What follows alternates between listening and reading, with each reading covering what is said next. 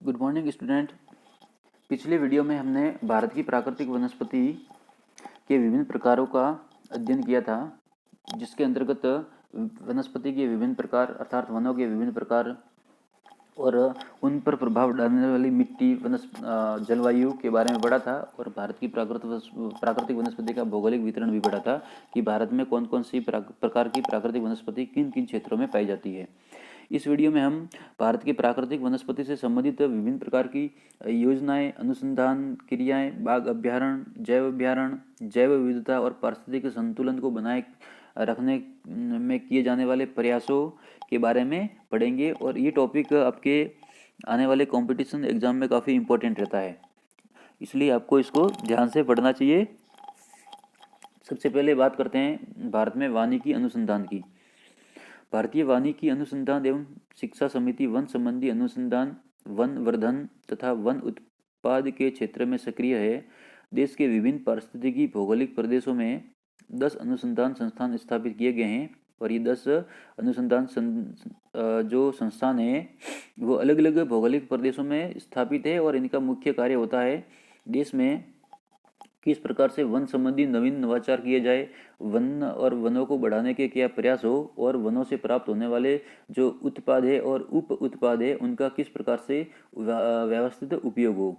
तो ऐसे 10 अनुसंधान संस्थान, जिसमें एक वानिकी अनुसंधान संस्थान देहरादून में है, शुष्क क्षेत्रीय वानिकी अनुसंधान संस्थान जोधपुर में है, पर्णपाती वन अनुसंधान संस्थान जबलपुर में है, काष्ठ विज्ञान तथा प्रौद्योगिकी संस्थान बेंगलुरु में है, वर्षा एवं आर्द्र क्षेत्रीय सदाबहार वन संस्थान जोरहाट में है, वृक्ष प्रजनन एवं आनुवंशिक संस्थान कोयम्बटूर में है, हिमालय वन अनुसंधान क्षेत्र शिमला में है, वन उत्पादकता केंद्र रांची में है, सामाजिक वानिकी एवं पारिस्थितिकी पुनर्स्थापना संस्थान इलाहाबाद में है, वानिकी अनुसंधान एवं मानव संसाधन विकास संस्थान छिंदवाड़ा में है।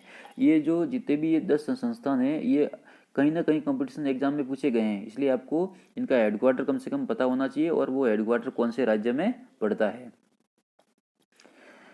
उपरोक्त के अतिरिक्त भारतीय प्लाईवुड उद्योग अनुसंधान संस्थान बेंगलुरु में तथा भोपाल स्थित भारतीय वन प्रबंधन संस्थान, ये वन प्रबंधन संस्थान कहाँ है? भोपाल में भी वन मंत्रालय की स्वायत्त संस्था है जो कि वन प्रबंधन से संबंधित शिक्षा, प्रशिक्षण, अनुसंधान तथा परामर्श देने का कार्य करती है। वानिकी शिक्षा एवं प्रशिक्षण 1980 के दशक के पूर्व में देश में वानिकी की उच्च शिक्षा की कोई व्यवस्था नहीं थी। रांची में बिरसा कृषि विद्यालय में डिग्री कोर्स की पहल की गई। 1985-86 में पालनपुर हिमाचल प्रदेश में पड़ता है, बेंगलुरु, कोयम्बटूर तथा अकोला महाराष्ट्र में कृषि विद्यालयों की वानिकी शिक्षा आरंभ की गई। 1986-87 में 8 अन्य कृषि विद्यालयों में वानिकी डिग्री कोर्स आरंभ किए गए। यही नहीं, स्कूलों में भी विद्यालयों में वनों के प्रति चेतना जगाने के लिए शिक्षा मंत्रालय द्वारा योजना तैयार की जा रही है। वानिकी प्रशिक्षण का कार्य वन अनुसंधान संस्थान तथा महाविद्यालय द्वारा अपने विभिन्न क्षेत्रीय कॉलेजों के माध्यम से किया जाता है। अधिकारियों को प्रशिक्षण देहरादून, बनिहाट व कोयम्बटूर में एवं फॉरेस्ट रेंजरों को प्रशिक्षण कुर्सियांग, बालाघाट, कोयम्बटूर व चंद्रपुर महाराष्ट्र में दिया जाता है। अब कृषि वानिकी क्या होता है? एग्रो फॉरेस्ट्री बोलते हैं। कृषि तथा वन हमारी कृषि अर्थव्यवस्था के अविच्छिन्न अंग है। वास्तव में वन एक फसल की भांति है तथा संसाधन के रूप में अनेक प्रकार की उपजों का स्रोत है। कृषि वानिकी अन्य फसलों तथा कृषित फसलों का संयोग है। कृषि फसलों का उद्देश्य मनुष्यों के लिए खाद्यान्न तथा पशुओं के चारे की व्यवस्था करना है तथा अन्य वन्य फसलों का प्राथमिक उद्देश्य लकड़ी, ऊर्जा, घास, चारा, रेशा आदि उपलब्ध कराना है। यानी कृषि वानिकी से हमारा तात्पर्य कृषि फसलों के साथ साथ वानिकी वन संबंधित फसलों का भी उत्पादन करना, जिससे दोहरी आवश्यकताओं की पूर्ति हो सके और पर्यावरण संतुलन भी बना रहे।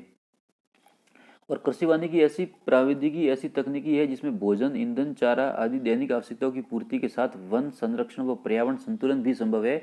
इसकी तुलना बहुफसली कृषि पद्धति से भी की जा सकती है। कृषि वानिकी तकनीकी की प्रमुख पद्धतियाँ कौन कौन सी है? कृषि युक्त वन पद्धति, वन चरागाह पद्धति, कृषि वन चारागाह पद्धति और बहुउद्देशीय कृषि उत्पादन पद्धति, यानी इसमें जो खाद्य फसलों के साथ साथ अन्य फसलों को भी उगाया जाता है, जिसमें बहुउद्देशीय को हम हासिल कर सकते हैं और पर्यावरण संरक्षण भी हमारा हो जाता है। इसको बोलते हैं कृषि वानिकी।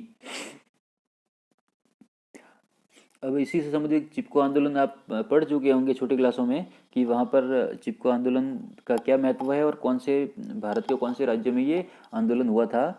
तो ये हुआ था उत्तराखंड में। उत्तराखंड में वन संरक्षण के लिए यानी वनों को बचाने को लेकर ये आंदोलन हुआ था, चिपको आंदोलन।